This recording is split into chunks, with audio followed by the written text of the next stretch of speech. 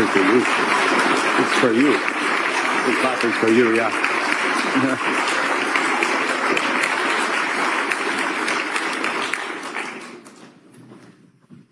Thank you on his behalf.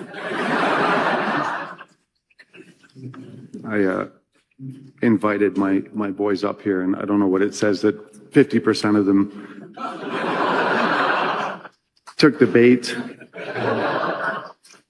Now I'm going to invite him to deliver the remarks.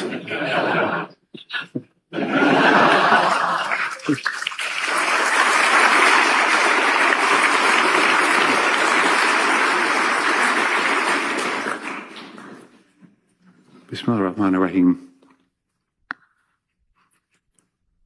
Honorable Anita Anand, Minister of Foreign Affairs, Your Honor, the Honorable Wendy Kokina, Lieutenant Governor of British Columbia, Honorable David Eby, Premier of British Columbia, Your Worships, Mayors Sim, Hurley, and Lady, distinguished guests, ladies and gentlemen, boys. What a great pleasure to be here in British Columbia. We've heard since we got here that it's one of the most beautiful places on the planet, but I insist on calling it the most beautiful place on the planet.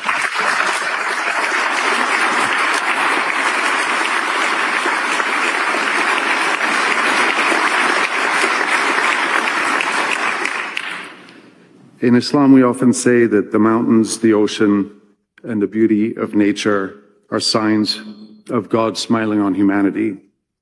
And it's clear that He's smiling on this beautiful province. C'est un plaisir d'être de nouveau avec vous aussi ici au Canada. Chaque fois que je viens dans ce pays incroyable, je me rends compte à quel point c'est un endroit exceptionnel qui a permis à notre communauté et à tant d'autres de prospérer. I want to begin by thanking Foreign Minister Anand for your presence here today, for your long-standing friendship with the Ismaili community in Canada, and for taking the time for us to meet earlier. I'm looking forward to getting some work done next time, because it was just such a nice conversation this morning that we shared. Thank you very much.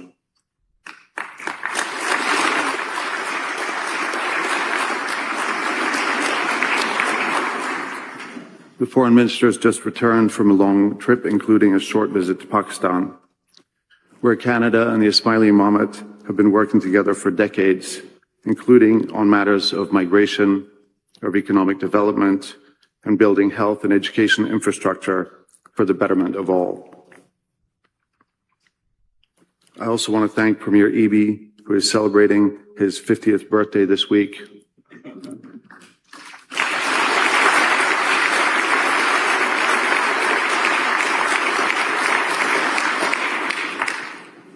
I remember turning 50. And for cutting short a family vacation to ensure that he was here with us for this important occasion. Thank you very much.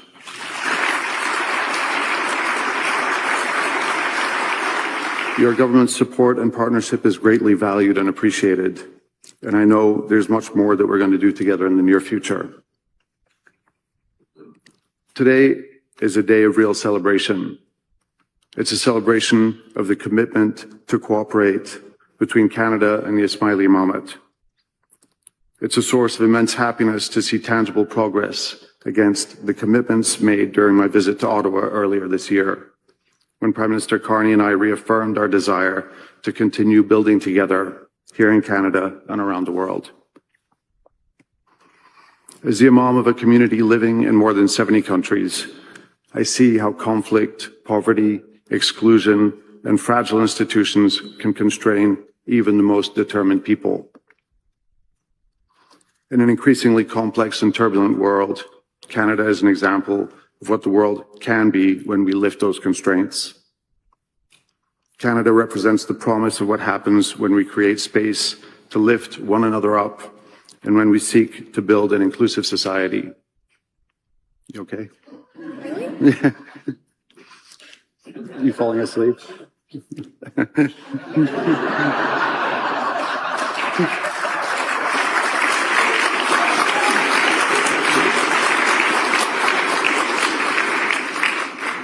For generations, Canada has enabled people from all backgrounds to build new lives, contribute to the common good, and participate fully without surrendering who they are. It is here in Canada that pluralism, quiet determination, and a commitment to your fellow citizens come together in beautiful harmony. Many members of my community came to Canada at moments of profound uncertainty.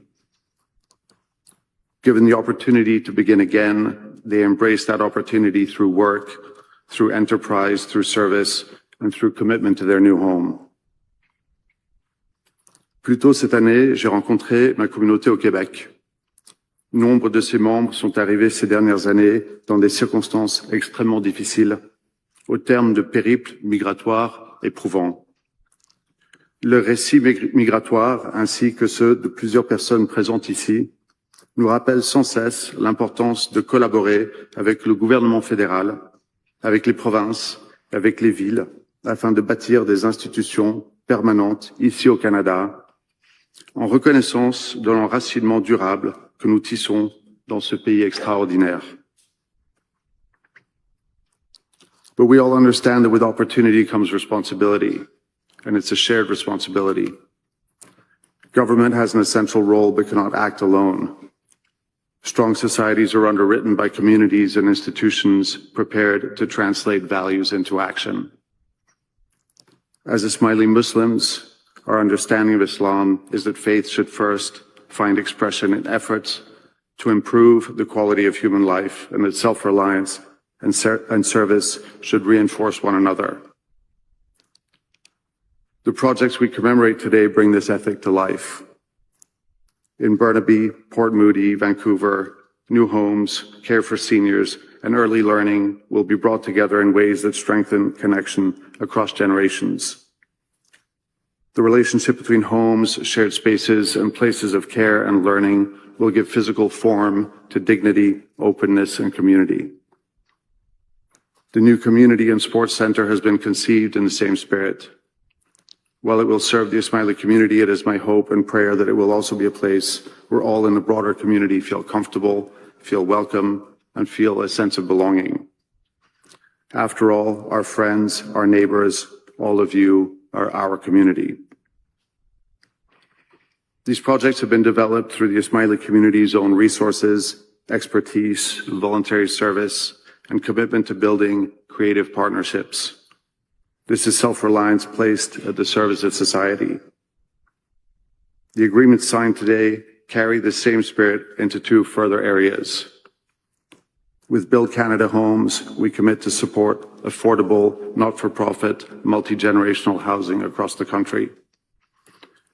Through the partnership between FinDev Canada and the Aga Khan Fund for Economic Development, we commit to advancing inclusive economic growth in Africa and Asia. I'm grateful to the governments of Canada and British Columbia, our municipal partners, and all who have worked with the institutions of the Ismaili Jamat to bring us to this moment.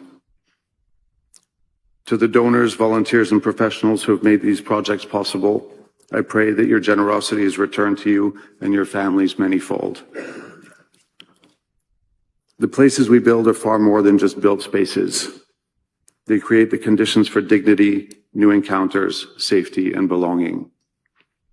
It is my deep conviction that together, the Imamat and Canada will do what we are called to do as we live our shared values to improve the quality of life of so many here at home and around the world, by lifting people up, by creating opportunity, and by embracing as a source of strength our beautiful differences. Thank you.